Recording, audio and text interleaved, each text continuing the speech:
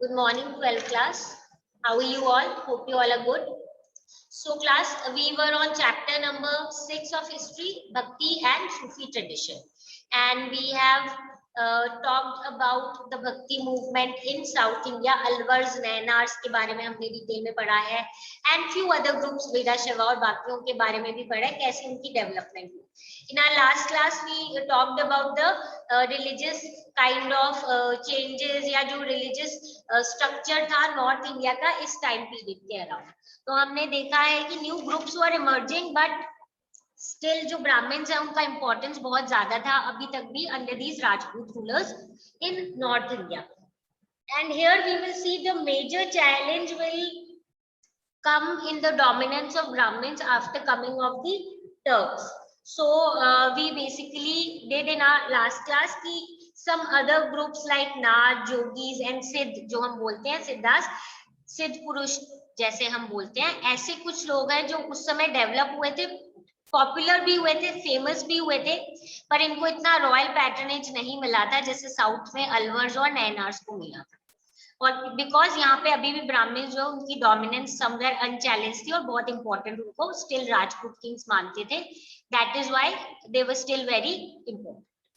Then as we ended yesterday's class की this was the time period where we see that Turks were coming in India and we see the establishment of Delhi Sultanate, because of which बहुत सारे जो Rajput states हैं उनकी position क्या हो गई थी, डिक्लाइन होने लग गई थी. एंड इसी टाइम पीरियड में दैट इज व्हाई हम देखेंगे बहुत सारे चेंजेस आएंगे रिलीजन में, कल्चर में, and even we'll see in many other things like building structures and kind of social division. बहुत सारे और चेंजेस आएंगे रिगार्डिंग ये जो मेजर चेंज आया है दिस टाइम पीरियड में पॉलिटिकल सिनेरियो में, यानी coming of the Turks and then basically establishment of kingdom like Delhi sir. और इसी टाइम पीरियड में उसके बाद हम देखेंगे कि एक और नया रिलीजियस आइडियोलॉजी डेवलप होती है विच इज सूफी. तो today we will start with the Sufi traditions. Okay, and so before moving on to the details of the Sufi tradition, थोड़ा सा अपने बैकग्राउंड कर लेते हैं. सो एज वी सी कि हमारा जो इंडिया है या उस टाइम पीरियड के हिसाब से बोले जो इंडियन सब कॉन्टिनेंट है वो ऐसे आइसोलेटेड नहीं था, and isolated not only with its surrounding areas but also somewhere पूरे सब कॉन्टिनेंट से बाहर भी, यानी इंडिया उसकी आसपास की एरियाज और सब कॉन्टिनेंट के बाहर वाली जो एरियाज हैं बेसिकली एशिया के अराउंड जो है वो आपस में क्या थी, टोटली कनेक्टेड थी. अरब मर्चेंट्स हमें पता है बहुत बार आते थे अराउंड द इंडियन सब continent for the trade and all, और पूरा सेंट्रल एशिया और जो इंडियन सब कॉन्टिनेंट है वो आपस में कनेक्टेड था. 7th सेंचुरी के अराउंड हम देखेंगे इस्लाम का समवेयर राइज होता है इस रीजन के अराउंड, ठीक है. और हम इस रीजन के अराउंड अब देखेंगे ये जो इस्लामिक वर्ल्ड है ये कैसे एक्सपैंड हो रहा है. Now moving on to more detail, faith of rulers and subjects. ठीक है, रूलर्स कौन होते हैं, रूलर्स ऑब्वियसली वो लोग होते हैं like king and the monarchs, और सब्जेक्ट्स हैं, अभी सिटीजन्स नहीं है, सब्जेक्ट यानी प्रजा जो है. ठीक है, अब हमें पता है ये अगर हम समझेंगे तो हमें बहुत सारी चीजों पे फोकस करना है. सबसे पहली चीज कि जो रूलिंग क्लास है ना उनका क्या रिलीजन है. पहली चीज अगर हम देखें 1711 में एक अरब जनरल थे नेम मोहम्मद कासिम, उन्होंने सिंध को कॉन्कर किया which then became the parts of caliph's domain. If you all remember we studied in 11th class, हमने वो सेंट्रल इस्लामिक लैंड वाला जब पढ़ा था तब हमने पढ़ा था इंपॉर्टेंस ऑफ जो कैलिफ है या जो खलीफा है और कैसे वो पॉलिटिकली भी इंपॉर्टेंट हो रहे थे, एक्सपैंड हो रहे थे. तो इस टाइम पीरियड में हम देखेंगे कि 1711 में एक अरब जनरल थे मोहम्मद कासिम, उन्होंने सिंध को कॉन्कर किया था और ये पार्ट किसके अंदर आ गया, कैलिफ के अंदर आ गया. उसके बाद 13th सेंचुरी के अराउंड हम देखेंगे टर्क्स अफगान्स वगैरह जो है उन्होंने दिल्ली सल्तनत इस्टेब्लिश कर लिया अपने इंडिया में.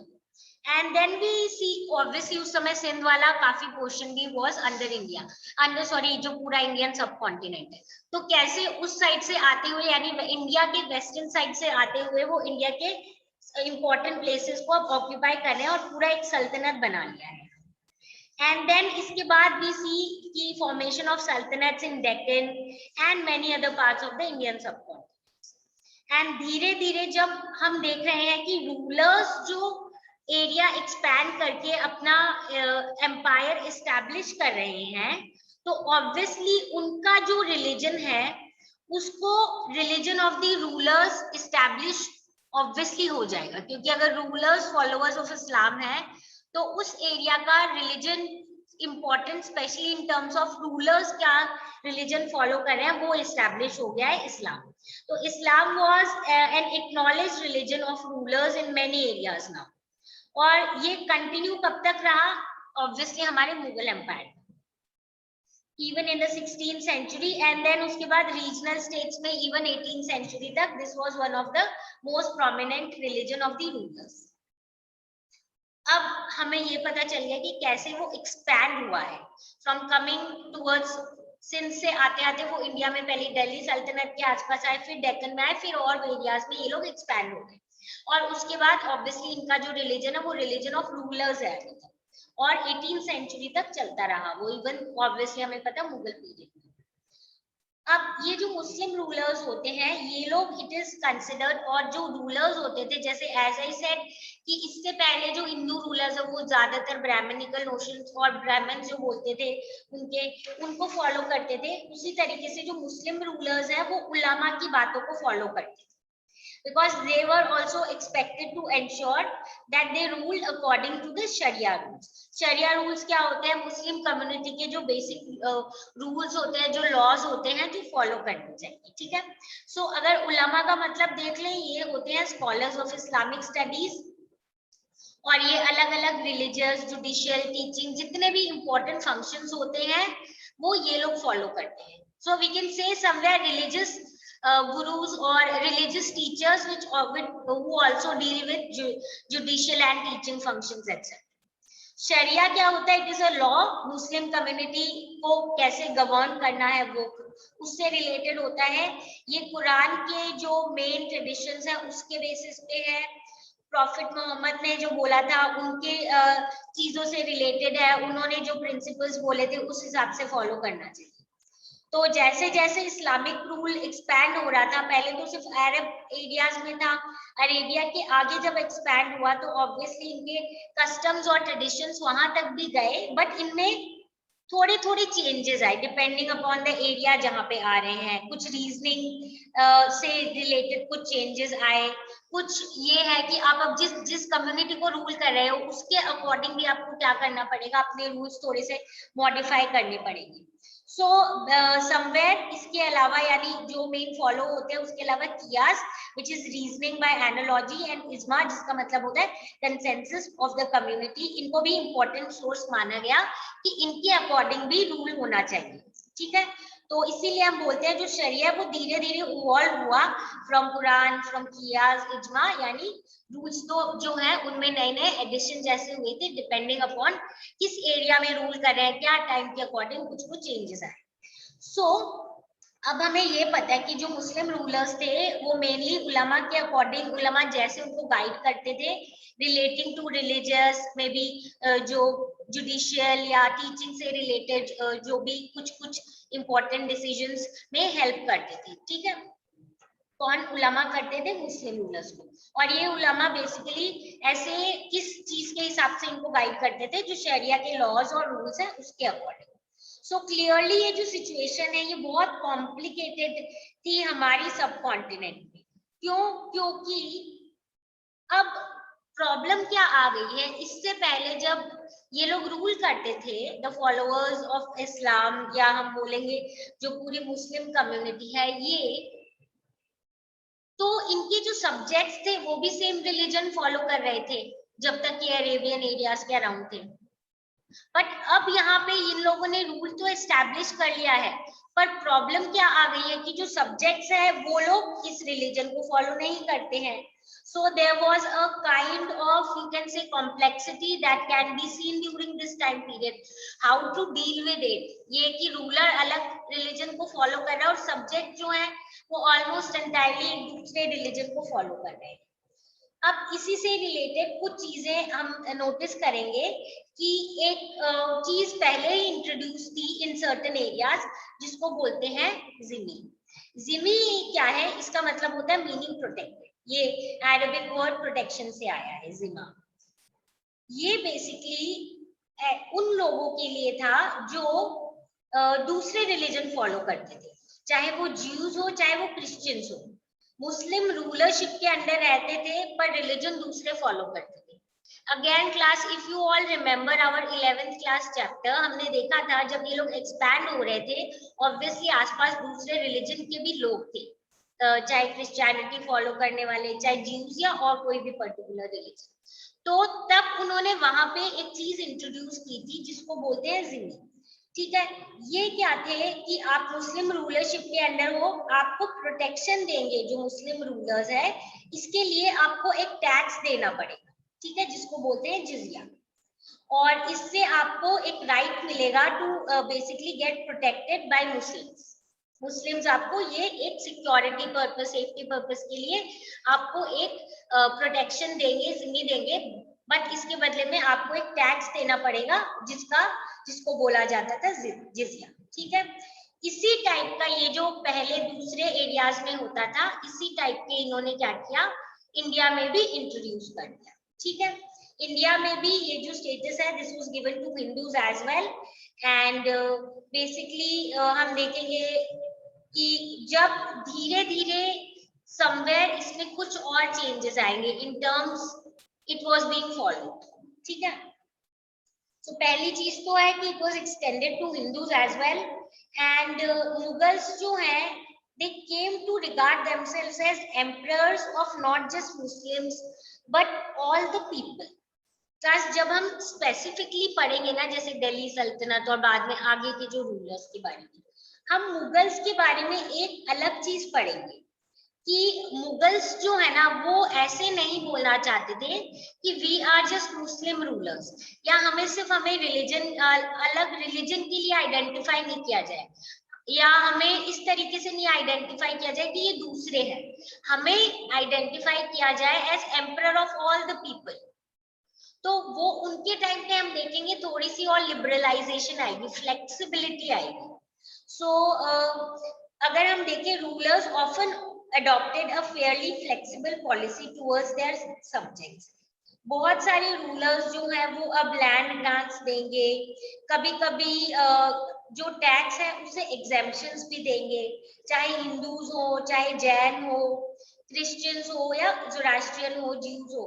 तो अलग अलग इंस्टीट्यूशंस में हम देखेंगे बहुत बार जो ये मुस्लिम रूलर्स हैं, ये कुछ एग्जेम्पशंस देंगे, कुछ एक्स्ट्रा इनको जो नॉन मुस्लिम लोग हैं उनको भी क्या देंगे, ये स्पेशल इंपॉर्टेंस देंगे। ठीक है, एंड समवेयर हम ये बोलेंगे कि they are also giving respect to the non Muslim religious leaders as well. और इनको ये बहुत बार जनरली एज आई सेड कि ये हम देखेंगे कि मुगल रूलर्स के टाइम पे ज्यादा होगा। जनरली जो मुगल रूलर्स है, स्पेसिफिकली अगर अकबर की बात करें, he will be a ruler who is considered secular and who is considered to have given lot of exemptions, lot of importance to the Hindus as well, because he somewhat believed that matlab I want to be the ruler of the people and I do not want to be a kind of somebody who is considered an outsider and just a ruler। So basic तो initially वो जिजिया introduce हुआ, and again there will be exceptions, we need to understand this कि कुछ है जो बहुत strict होंगे, but there will be few who will later on understand and consider कि ये जो हमारा इंडिया है is our nation itself, मतलब our area itself, और ऐसा नहीं कंसिडर करेंगे कि हम बाहर वाले हैं या हम बाहर वालों पे रूल कर रहे हैं। सो ये एक मेजर चेंज हम देखेंगे towards the by the time we come to the Mughal Empire। ठीक है, so this is regarding कि कैसे, अभी तक हमने सूफिज्म स्टार्ट नहीं किया, हमने एक बैकग्राउंड किया है अभी कि किस तरीके से मतलब ये जो नया रिलीजन आया है, इनके रूलर्स किस टाइप से इंडिया में इवॉल्व हो रहे थे और स्पेशली रिलीजन से रिलेटेड। ठीक है, so this is about you can say ये जो हमारा नया टाइम पीरियड है या नए स्ट्रैंड्स जो आ रहे हैं, और बेसिकली कौन से हैं, ये इस्लामिक ट्रेडिशन वाले। ओके,